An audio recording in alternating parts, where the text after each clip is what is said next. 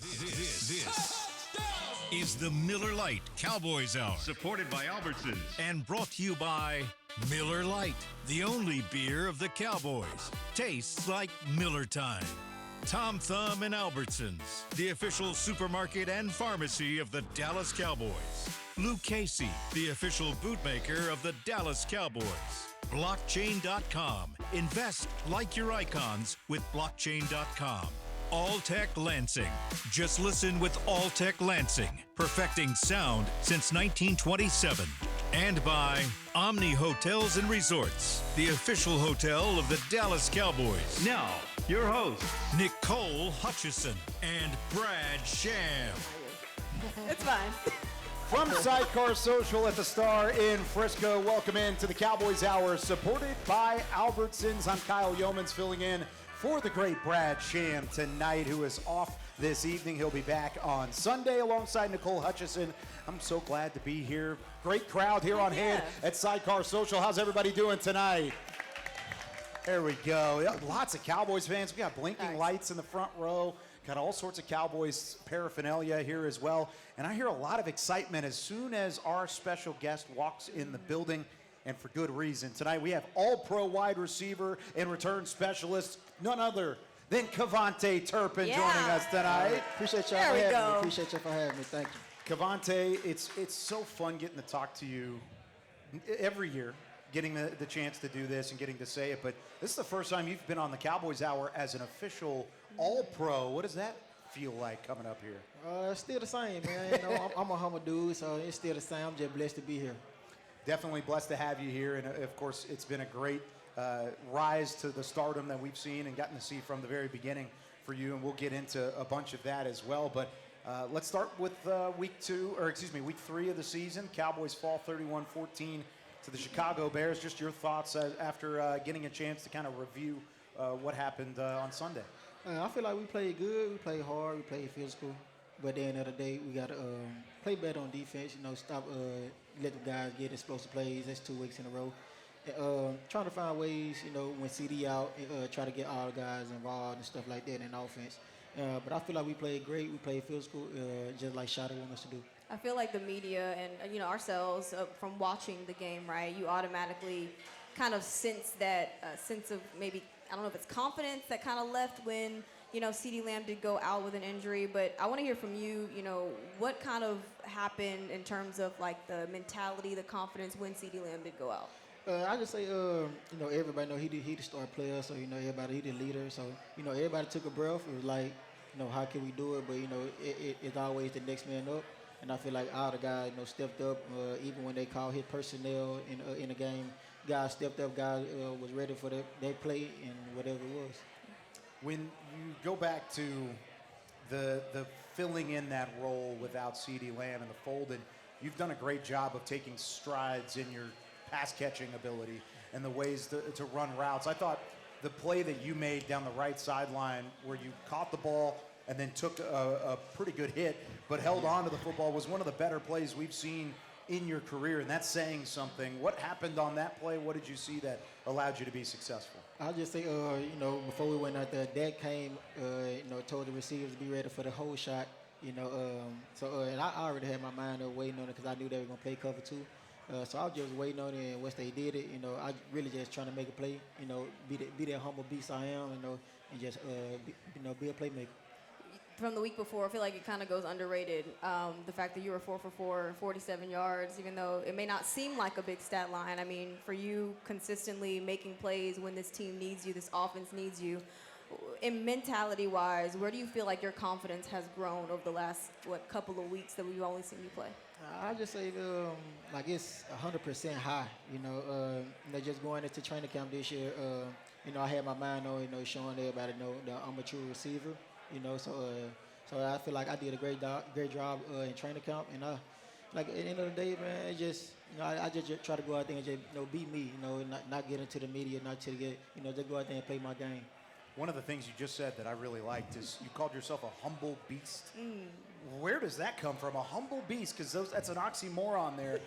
Sometimes, a lot of times, you're going to see an egotistical one, but that's not you. You're trying to be humble at the same time. You know, I'm from Monroe, Louisiana, man, so it ain't too much there, you know. I always, you know, had to get it out the mud, so that what made me humble.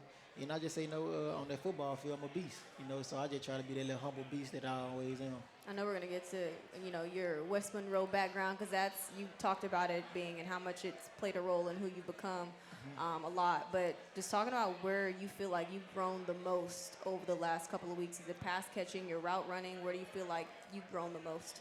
I really just say, you know, my route running and my catching ability, but I just say just being confident, you know, being confident that I can do those things, you know, seeing CD, you know, coming here, seeing GP, you know, JT, how all all those click together, and I just took things for them guys, and just try to be me. What's it been like working with George Pickens? Of course, you've been around CeeDee Lamb the last couple of years, and you guys have that relationship, but having GP mixed into the whole fold and the trade that happened this offseason, seems like he's fit into the group quite well, but what's your relationship been like with him? I just say, man, hell no, we clicked soon as he signed. You know, he had came to my house, you know, his first day here. So me and him had already, you know, got into like a brotherhood. And I say, you know, it just me and him, we got close. You know, the 2 days that he did come to the house, I say me and him got close, and I feel like he fit right in with our receiver group, and you know, I'm just happy he's here. Now, he went to your house. Yeah. Was that an invite thing? Yeah, it was an invite thing. I told him anything he need, you know, he can always come to my house. We can chop it up with whatever he needs to do. And he came over. Yeah, he came immediately. over 2 days in a row. Now, did you have the spread out for him? Did we have a barbecue? What are we talking Nah, here? we just was chilling like old pie, just catching up, trying to get know each other. So, and I just said he came 2 days in a row. No, Wait, like Madden at all? Yeah, we played 2K. You know, 2K. He beat me 2 times, so you know I gotta get my rematch. Yeah, I gotta get my rematch. You haven't gotten a rematch yet? Nah, he ain't That was been the back first day he got traded. He ain't been back to the crib. You know, he ain't been back. He got him a house, so you know he comfortable now. So you know we gonna play soon though. I don't have a hand in that fight. I don't know Madden. I don't play Madden. It was so. 2K, but Yeah, 2K, even you know. with the 2K, you got to have home court advantage Yeah, sometimes. So I got you. He beat you twice on your home turf. You got to go and beat him on his. I gotta go get him. I gotta go get him for sure. Clocking. Yeah. Is that one way to react, or not react, to relax and to get to know your teammates, is just by having that fellowship? It seems like, of course, Coach Schottenheimer preaches the culture and the friendship within the team. But do you feel like that's one way that you were able to connect with these guys as one of the veterans in the group now? Yeah, I say for sure. I shot brought it in because, you know, I never was like no talker. You know, I always lead by example, you know, and I just say, you know, Shada got me out of it, you know, just by coming this year. You know, and so now I'll be trying to be a leader, try to, you know, teach guys and stuff like that now. And I just say with everything going on, man, I feel like Shada doing a great job with, you know, building a great brotherhood, great family, you know, how you go about things. You said that Shotty kind of got you talking a little bit more. Yeah. What else has Shotty brought out of you that you necessarily haven't gotten to show from other coaches, or they've gotten from you? I'll say like at practice, you know, my personality. I talk a lot of trash to everybody, you know, and Shotty let me do it, you know. So you know, I ain't never got to do that, you know, with Mike, 'cause, you know, everything was already serious. But with Shotty, you know, it's like, you know, he bring the fun out of it. Keep the PG version. What's the most trash you've talked? Keep it PG. I was about to say that's It's some things I can't say. Okay, Some man. things I just can't say. Now, you talk about having fun in practice. There's a balance there, though. You can't have too much fun because you still got to get some work done. How has that been, trying to balance the two? It's just like, you know, you having fun within the practice, you know, within the plays. You know, I run a route and I like write him up. You know, I talk trash out there, catch the ball. Like, yeah, I got you. You know, so like just stuff like that. You know, just having fun with it. You know, just not trying to be, you know, just be free. You know, that's how Shotty wanted to be. And Who's the best trash talker on the team? I feel like me. Okay, other than you. Who's gotten you a couple times? Ooh, that's a good one. I don't really know. I'll say Marquise Bell. Wow. Marquise Bell. Bell. That's a shocker. That is a You know, little cause shocking. me and him, we be going at it. Yeah. Yeah. So I'll say him. Yeah. Okay.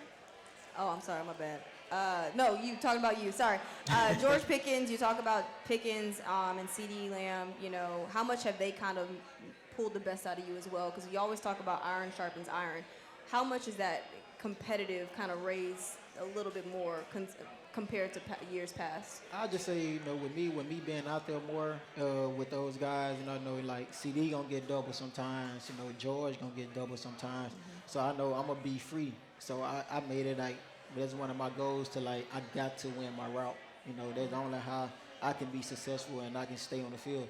I gotta win my one-on-ones when those guys are double. So they just brought everything out of me. They got fired like how it was in the USFL. Just go out there just playing. How much pressure does that put on you? I feel like it ain't no pressure. I feel like with me, I don't really look into all the pressure stuff. I just, just go out there and just try to play football. I've been playing this game since I was a kid. I just try to play it the same way. I've had conversations with Shotty even before he was the offensive coordinator, before he was the head coach. And one of the things that he always said about you was he had so much respect for your work ethic and for your ability to be a weapon in this offense. And he felt like there were times before he became head coach that you were underutilized. Do you feel like he's finding the full potential of what you could be on this offense, or are we still just scratching the surface? I feel like, he's not really trying to show everything, because we got like 17 weeks, and I feel like he's bringing the best out of me, how, usage-wise, just keeping me on the field. I can be like, guys got to respect my speed. So with him just keeping me on the field, with personnel, plays, and stuff like that, even when I'm not even getting the ball, I'm still can make a difference out there. And I feel like he knows that. That's why you see me going so many motion this way. So because he know, like, I'm a weapon, like he say, guys got to respect me. Is that motion and the different scheme elements that have been added into that offense just helped you out in your confidence level to set you up for success? Yeah, I can say because with me just getting reps at it, that make it better. Like I say, practice make everything better. And I just say, Shade though he told me when I had signed a contract, that I was gonna be used more. I just was looking forward to it, and I'm happy that he's finding ways to get me on the field, not even get the ball, just find a way to just get me on the field. With your speed, George Pickens' physicality, the way that they utilize CeeDee Lamb, obviously he's a competitor. What's the potential that you three can be? Like I said, man, I feel like we can be the best trio in the league. CD called himself Mario, GP called himself Luigi. And I'm Yoshi? Like I can do everything, kick return, punt return, running back, whatever you need me to do. And so I'm just versatile. I just feel like, we can be especially with Dak, and I feel like we have, a good running game now. I feel like we can be one of the best offense in the NFL. That's what I'm, hoping we can be. And this is just for reference. I pulled it up just so did you? people can see the reference, guys. I don't know if y'all can zoom into this right now, but this is who KaVontae Turpin actually said that this trio can be. It's going to be real special.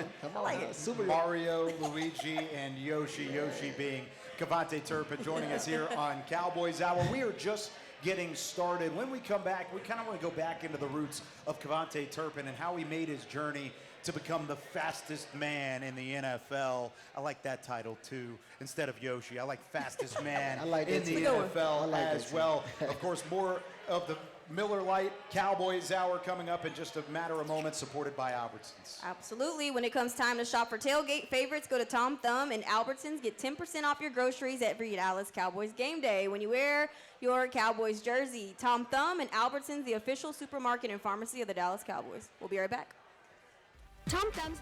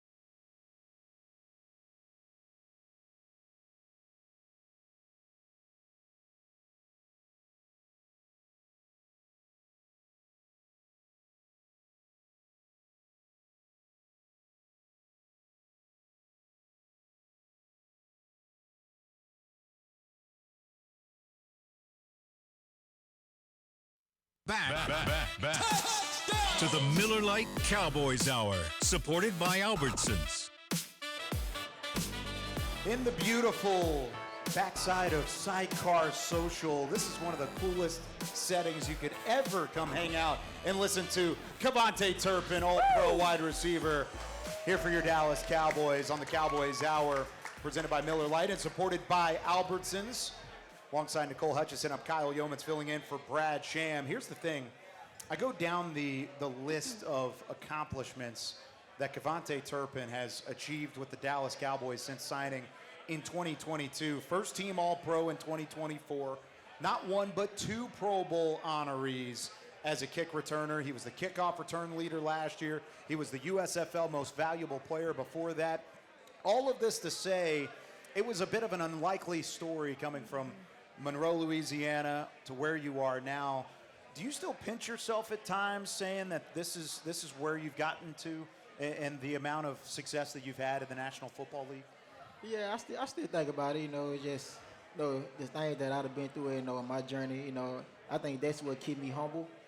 Keep me like going. Knowing that the sacrifices I had to make, the things I had to go through. I feel like that's what keep me me. When you grew up in West Monroe, Louisiana, just talk about what football was like for you as a kid growing up there.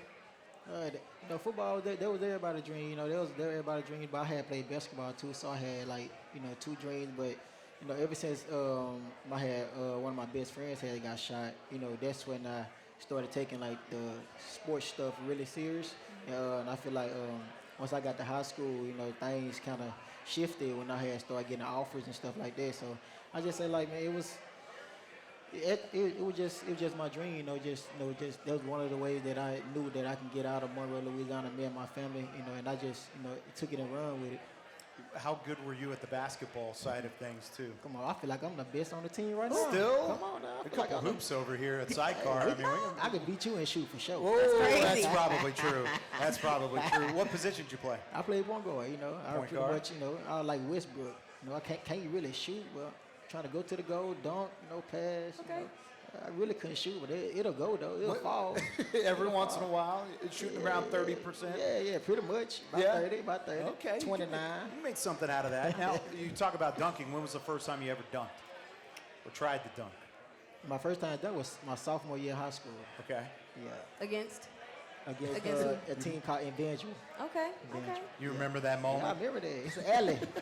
Caught it off the alley. Oh, it was an alley-oop. Yeah. It wasn't even straight up breakaway on the fast break. It wasn't anything like that. No, it was just an alley. Came out. Boom. That was my first dunk. Wow. The first one. I couldn't really. I knew I could get up there, but somebody threw me an alley. I knew I could get it. You know what I mean? That's how you know you're an athlete, is when your first dunk is a phenomenal play like that off the alley. That's awesome. Take us back to the time coming out of TCU. Of course, everybody was following your career with the Horned Frogs and how impressive you were at the Big 12 level, but the professional game never really came calling initially.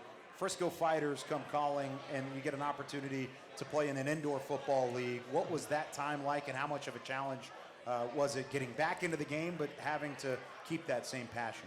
I just say it was, I ain't played football in like a year or two when I had left TCU, you know, and for those guys to give me a chance to come play in the indoor league, it was a blessing come true. I feel like people still believed in me, even, so once we were finna play our first game, that's when COVID hit. So I had to miss a whole another year, and that's when I had went to the fan control league. I had went played in the fan control league. And I said, like, that would lead with like a big old video game pretty much. And I just say, like, I know it just brought the football back into me, being laid off for 2 years and stuff like that, bringing the fun back out of it, being like a big old kid in that game. And I just feel like that when my passion came back, not being able to play for those 2 years. You got to go ahead. Keep going. Oh, no, I was going to say, you got to kind of be built a little different to kind of stick to, your dream when things don't necessarily go right. Who kind of helped you, instill that confidence that, hey, man, like, keep following your dream? Who was that person for you? I just say, like, my mom and my grandma, just seeing how they work, seeing how they just, I don't want them to work there like that their whole life, just And I just feel like that's what like kept me going, like to get my family out of Monroe. And I just say like I was dedicated to to try to make it. That was my goal, to like make it to the NFL. And especially when I had got in trouble out of TCU, like it really put the fire in me. Like no matter what I do, like just like I went there overseas and played in Europe, like stuff like that. Like that was my passion. How much did you learn during that time period, and how much did that mold you into the work ethic and the player that you are today? Never forget. They were always in my head. Never take anything at advantage. Because when I was at TCU, I was doing knucklehead stuff. Taking advantage of all my opportunities. So then when I got the other chance, to play in all these different leagues, that was my goal. Like don't take nothing for granted. I got to go get it. From the fan-controlled football league standpoint, I've always been just intrigued by how that whole scenario happens. I know because you've now had the benefit of professional play callers for the last few years, and you've got Brian Schottenheimer calling the plays this year. But were there ever moments in that fan-controlled football league where you said, "What are we doing? What is this play call at this point that somebody just decided to throw onto the play chart?" Yeah, it was so crazy. Like they put plays on the play chart. Like we was like, no, we're not running that. Like we just run our own stuff. Like he'll just say, you run a post, you run a corner, like stuff like that. It was like crazy stuff that the fans was putting together, and but sometimes we'll do it just for the look of it, to make it seem like it was like a good like a good football league. I feel like they brought the fun out of it. Though. That was good. That was a fun league, brother, to like experience that. I was gonna ask you. Oh, go ahead. Did you get to kind of piece together your own play calls in that element, and kind of look at some of those different play calls and say, here's where I could be successful as a weapon in certain situations? Yeah, I say I did that when I went to the USFL. Okay. I had got some of those plays and like took it to my offensive coordinator, like, this is what we did, and he just found stuff and tweaked it. And we had like one play from that. It was like I come on this side of the ball, like we got two guys over here, like we're double. There's two guys right there. I'm on this side, and like those guys just block, and I'm running like a drag, and he just throw me the ball, and he just like that was like my favorite play in the USFL, and like I almost scored on it almost every time. Have you ever gone to Shotty and said, "Hey, coach, Nah, let me just draw something real quick"? I ain't with the Shotty yet. You think Shotty watched the film for that, though? I mean, remember, No, he was right around the time. USFL, I'm sure he did. Yeah, I'm sure he did. I hope so. I hope we find some players that because that was the ways that my offensive coordinator in the USFL, he just found ways to give me the ball, and I just say, I'm sure Shotty did take a look at it. We got some plays that look like it, but not really like it. The play that you scored on against Houston last year on Monday Night Football, that was a similar play call, right? Yeah. It was just like slants. Yeah. Just simplistic side of that. Yeah. I was happy. I knew I was going to score on that play. That's why I run it so fast. Yeah. I knew. Did you know pre-snap at that point? Yeah, that's why I was running so fast, because I knew I was going to score. When I came out the huddle, I seen the play call, I'm like, oh, yes. I was ready. A lot of people don't know that you told us last year that you were playing without contacts. Yeah. Right? You got contacts now? Yeah, I got contacts now. But tell the people who don't necessarily know that story how you were just still catching balls and returning touchdowns and stuff like that without contacts, and you couldn't even see. Yeah, I'll say like for the last 2 or 3 years, like I was kind of blind, everything was like blurry, until I got my eyes checked. So yeah, when I went to the Pro Bowl my rookie year, I was out there just playing football, blurry, can't barely see the ball, but just out there just having fun. See, I think that's fair for the rest of the league, because if you're a blur to them, then they should be a blur to you. That's just, you're trying to level the playing. Trying to level the play, in that regard. What was the biggest step forward in your game from 2023 to 24 when you did what you did last season? Team didn't have a great year, but the special teams unit certainly showed that they were the best in the NFL. I just say, Bones believed in me to, go out there and be like the only returner on the kickoff new rule, and I just feel like that would like put fire in me, because when somebody believed in me, I want to like double it, So I had to like make it my priority to like be the best in the league, make these guys, because these guys out here blocking their tail off, and I'm just trying to go out there and show them that we the best in the league, and Bones had that field than like all the guys, you know, and they just say like, you know, that would keep everything going. Did you ever envision yourself having this much success with the Dallas Cowboys? Because it's still kind of early in your career. Did you ever envision this, you know, hey, I'm going to have this much success early in my career? Yeah, I had made a tweet a couple years back. You know, I wasn't in the NFL then. You know, I think I want to say I was in the fan control league. You know, I was in a hotel, you know, because it was the COVID. And I, you know, watching the games and stuff, and I had made a tweet. I like, if I was in the NFL, I'd be the best kickout return and punt return in the NFL. You know, and I lived up to that. Wow. And you believed that when you tweeted I it tweeted, at that yeah, point. I believe it, yeah. Isn't that interesting? Because you're not the only one that said that. I mean, Brandon Aubrey did the exact same thing, took a similar path, went to the USFL, and now he's classified as the best kicker in the league, along with the best kick returner in the league. Yeah. How much have you guys, I know you don't interact a ton just because you're on opposite sides of the field, but how much have you learned from just his mentality and what's gone right for Brandon Aubrey in that special teams room? You know, the crazy thing, I played against Brandon in the USFL, Yeah. you know, and I knew then that he was like, he shouldn't be in this league. Like, that's just like the first year that we played, and I was just like, he should have been in the NFL. And that was just his first year kicking when he came to the USFL. So I knew right then and there that he was the best. Then when we signed him, I already told everybody, like, oh, yeah, we ain't got to worry about no more kickers. Like, we ain't got to worry about no more kickers, because I already knew, like, the work ethic that he put in to go to the USFL, you know, from soccer and all that. So I already knew, like, and seeing him, like, firsthand, I already knew, like, that guy one of the best. Not he is the best.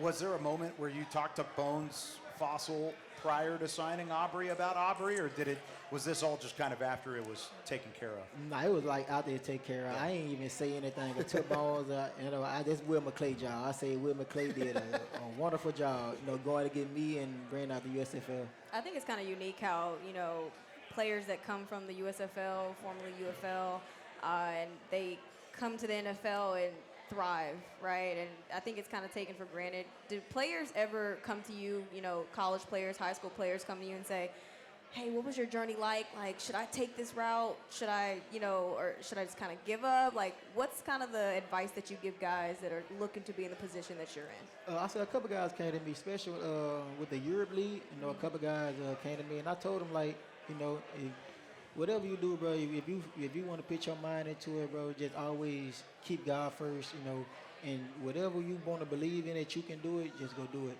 You know, that's guys I always tell, like, if you believe in it, don't let nobody with outside noise, anything. If you believe in your soul that you can go do it, go do it.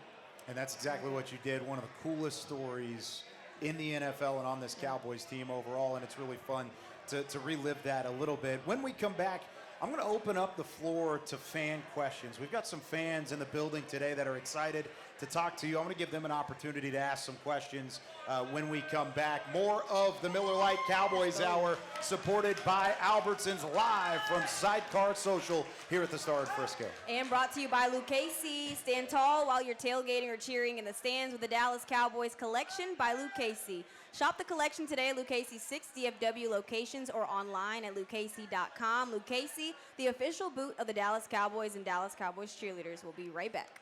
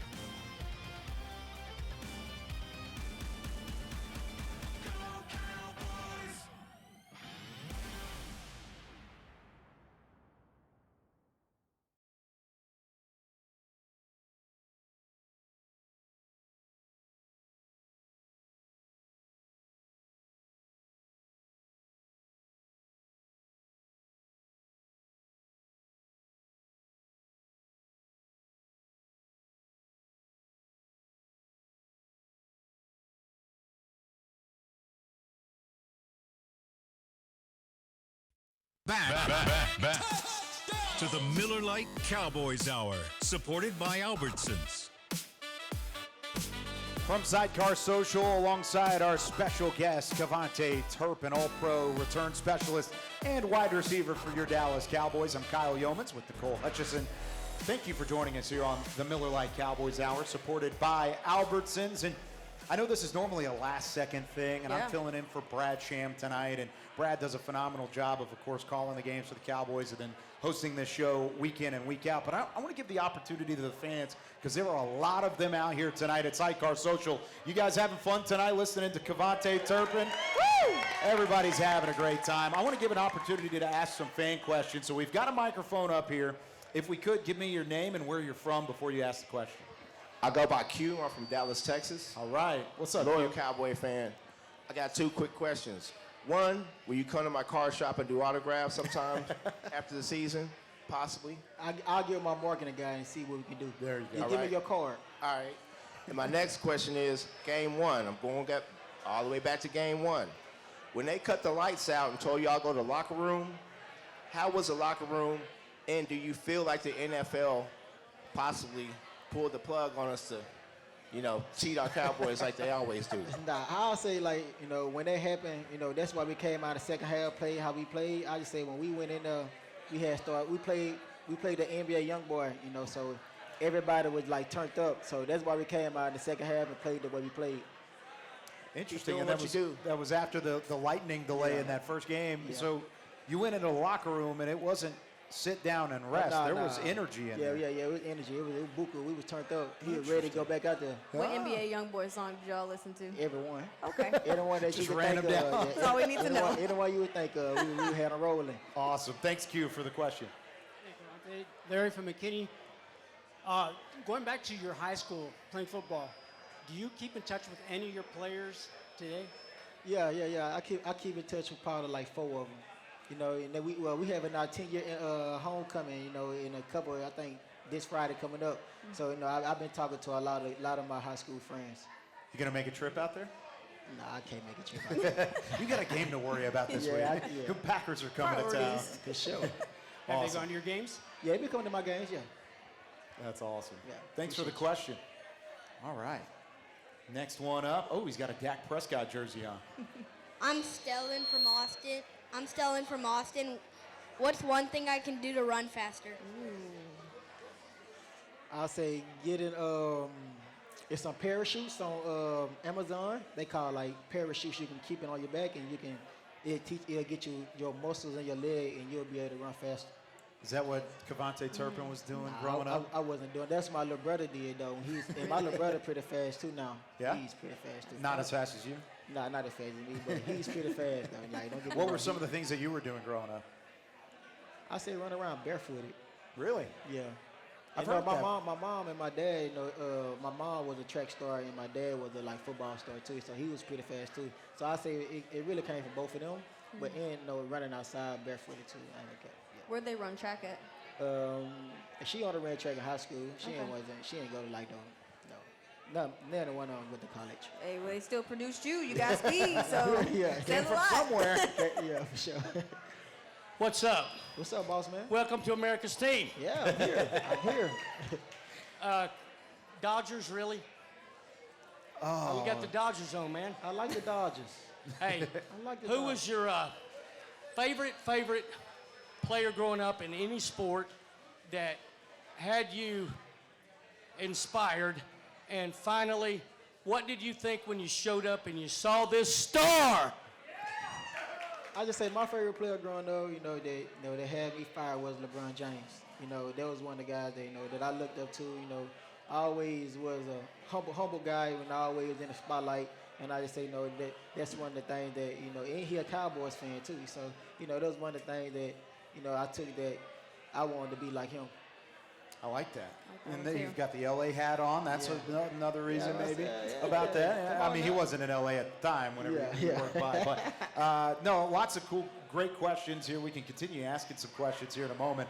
I like how he said America's team. He's got an America I like that. suit Yeah, that is on, dope. the American I had to catch tuxedo on. on. I had to catch on. Yeah, you got it. But when you first got here to Dallas, and of course you were in Frisco, you were in the Dallas-Fort Worth Metroplex, what was the biggest surprise to you about Cowboys fans specifically upon arriving and being a part of the Cowboys organization?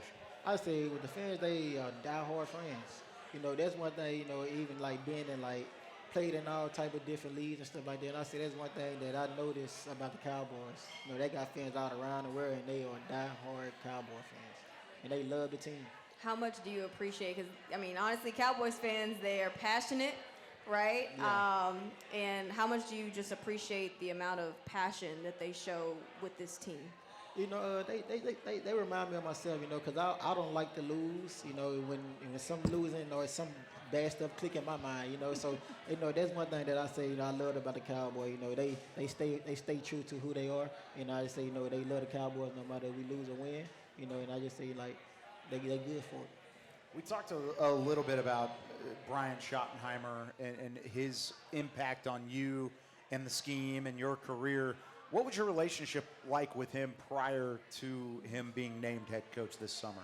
And I say crazy thing, me and Shotty, you know, he was always like the offensive coordinator. Well, he was the offensive coordinator last year, but he didn't really like call the plays. And I say, me and Shotty, we had a great relationship. Even when he was there and like an analyst, you know, just peeping the guys out. I say, me and him always had a great relationship. We always, you know, I'm a guy that, you know, I go shake everybody's hand at practice, you know. So I want everybody like to feel my energy. You know, that's something that I always did. You know, that's how me and Shotty had clicked when he was an analyst. Some of the guys that I had talked to, you know, when Shotty first got hired, right, there was confidence, but they were still like, okay, he's new to this head coaching thing. But now they're like, oh, I love the way that Shotty coaches, the way that he's running things here. He's changing the culture. How much, you know, or if your point of view, did it change, or do you feel like it kind of stayed consistent with the way that Shotty is now? I just say, like, I was never, like, nervous when they made him the head coach. You know, I always knew what type of guy showed. He was the energy, you know, loving guy that always worry about family. You know, make sure everybody that, you know, we in a brotherhood, you know. So I wasn't even worried about it. I was worried about how we going to become play, and I like the way that we playing right now. And how much does it play a role with a coach that, one, cares about y'all, you know, individually, and takes the time out to get to know you, your background, where you come from? How much does that kind of play a role in the way that you play for him? Cause like when guys like Shotty, like he worried about that he wants to know that. Like that's the guy that you'll want to play for. That's the guy that I feel like guys will run through a wall for. You know, especially like a head coach when he's trying to meet your family. You know, people that he probably don't even see again. You know, stuff like that. And they just show what type of person he is. There's a lot of learning still left to do from this team and the rest of the season. We're still very early in this whole process, and you mentioned that a little bit earlier as well. When we come back, I want to talk about the outlook for the rest of the season. Of course, there's a big matchup this week against the Green Bay Packers on the horizon as you return home to AT&T Stadium. We'll talk about that and a lot of things moving forward. KaVontae Turpin joining us here on the Miller Lite Cowboys Hour, supported by Albertsons, here from the Star in Frisco and Sidecar Social. Yep. And we are brought to you by Albertsons, like Kyle already mentioned. When it comes time to shop for tailgate favorites, go to Tom Thumb and Albertsons. Get 10% off your groceries every Dallas Cowboys game day when you wear your Cowboys jersey. Tom Thumb and Albertsons, the official supermarket and pharmacy of the Dallas Cowboys. We'll be right back. Alltech Lansing.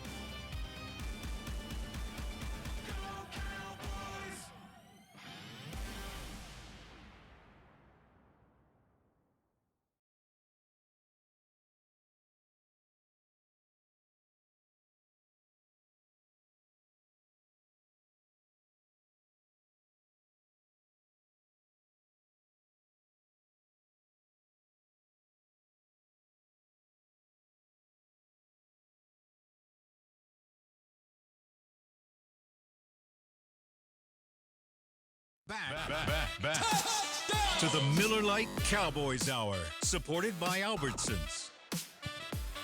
From Sidecar Social at the Star in Frisco in front of Cowboys Nation, this is the Miller Lite Cowboys Hour, also supported by Albertsons. Alongside Nicole Hutchison, I'm Kyle Youmans filling in for Brad Sham with our special guest this evening, All-Pro return specialist and wide receiver KaVontae Turpin, who's doing a phenomenal job signing as many autographs as humanly possible. Do you ever get sore from signing autographs so quickly? I'm kind of used to it now. I'm kind of used to it. I know they said the fastest man in the NFL. I didn't realize it applied to autograph sessions, too. Anything in life. Anything in life. What's one other element of life that you feel like you are the speediest in across the board? Is it like eating food? No, I eat food slow. Let me think. Okay, you eat slow. Driving? Nah, let's not drive. talk about that one. Let's not talk about that one. We don't want to get you in trouble. Get us in trouble. I do drive fast. There's a lot of elements there, but you are the fastest man in the NFL, and of course you've got a big-time matchup this week going into Week 4 against the Green Bay Packers. Coming to town, of course, everybody's going to talk about Micah and the return. You'll have to go up against that defense, and it's not just Micah Parsons on that defense. What have you seen from the Packers on film so far? They look like a very physical, good defense. About just the 3 games that we watched on film. I feel like, but it's ways that we can go out there and attack them, and I feel like that's what we're going to do. But at the same time, I feel like right now, I feel like we just not even worried about Green Bay. We are focusing on us.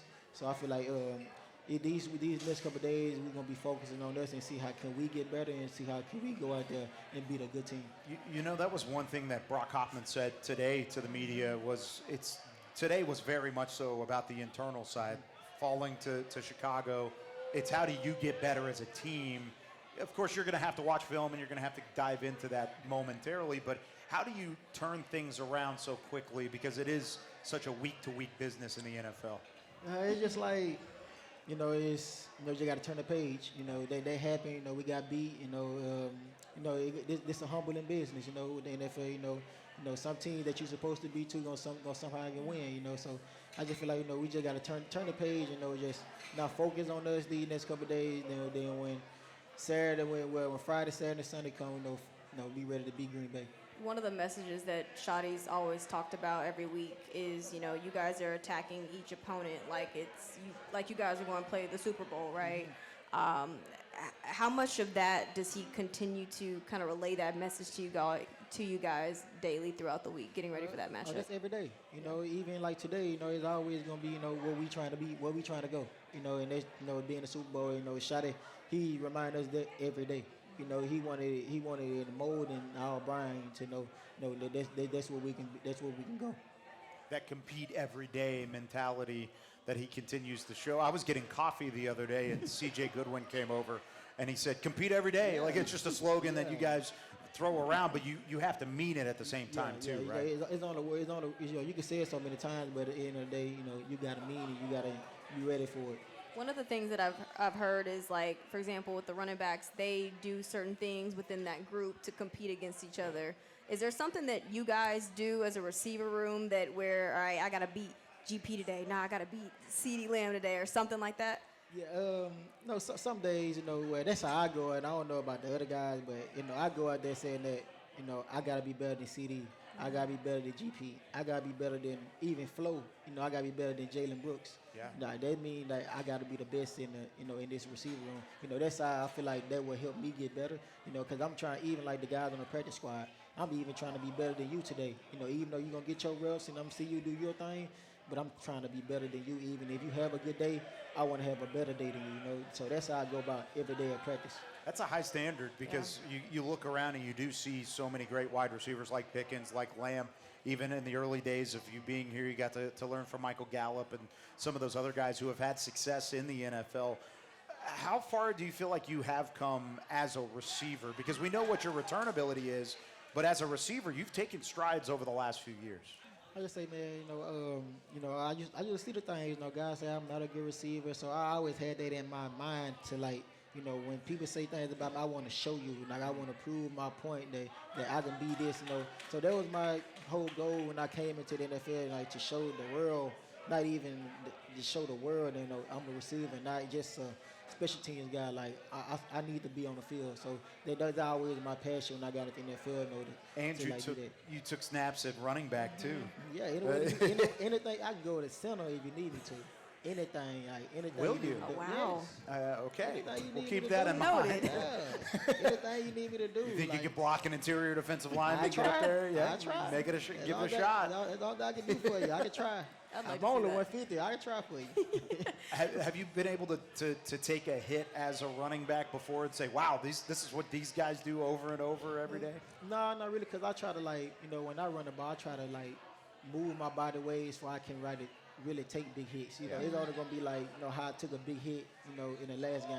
That's the only how somebody will ever get me when I'm, like, defenseless.